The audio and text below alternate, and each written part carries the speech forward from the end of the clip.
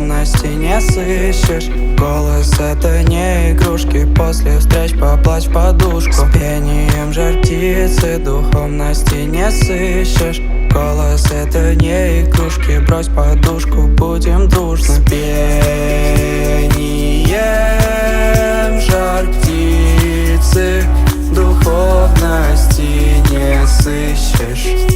Голос — это не игрушки, после встреч поплачь в подушку.